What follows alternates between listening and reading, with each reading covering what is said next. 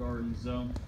We're working with some of the best folks in terms of both our team and outside of it who love great gardens. And so the idea is that we're going to have 4 different pieces of the garden as you go through: a rose garden, a riparian garden. Riparian, I just mean a waterfront, riverfront garden with a lovely fountain that will be running through it.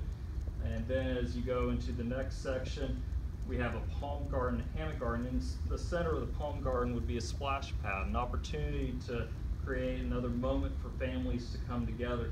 So one of the other pieces that we've been engaging with is your Beach Street redesign effort. Make sure that we're creating these connections so that we're extending the best of what's happening along Beach Street into the Esplanade itself.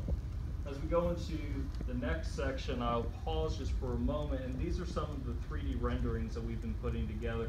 So these are for the first 2 blocks. You can see the approach to the bridge here on my left, and we would actually be building up 2 feet that initial portion, so that we're thinking about the fact that we'll periodically get storm surge, we'll have high tides, and actually lifting some of those botanical garden areas so that there's a little bit of a more resilient space, creating areas for different community events to happen, and of course it's ADA accessible, along with that promenade going along the seawall.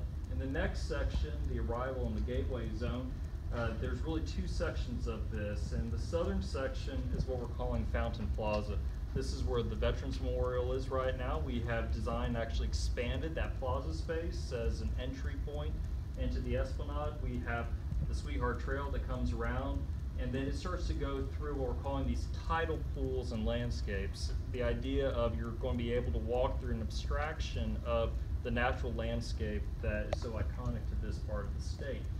As it bends around the News Journal Center, this is what I'm really excited about, is that we want to do a really dramatic land sculpting, and these are a couple of examples actually over in Scotland. But the idea of allowing the land, allowing the form to be a really powerful moment.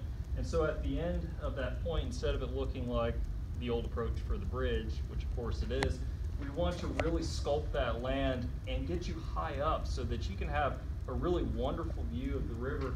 And also it's just a great place to put out a blanket, just to enjoy the activity out on the water. I think that this would be a very exciting moment. We'd have some coquina that would be in the hill itself, just a really dramatic moment. And of course, big trees throughout this. As we move to the north side, this is where Dr. Mary McLeod Bethune Boulevard comes out. We would have what we're calling Bethune Plaza there at the end with some terraced landscape walls, and you can see the dune tapering off here at the end. And then as we go into the north section, the community gathering zone, we would have large event lawns that are sloping down towards and really kind of embracing Manatee Island across the way. A new plaza space with a second restroom that we are calling Manatee Plaza. And then we've taken the Josie Rogers house and we've actually reintegrated it into the grid of downtown. And we've shifted it over to the north end of the park, and certainly thinking about placing it so that as Beach Street continues to evolve and this intersection is looked at, that it's really in a nice setting, and we've actually sculpted the dune on either side with a beautiful view of Manatee Plaza across the way.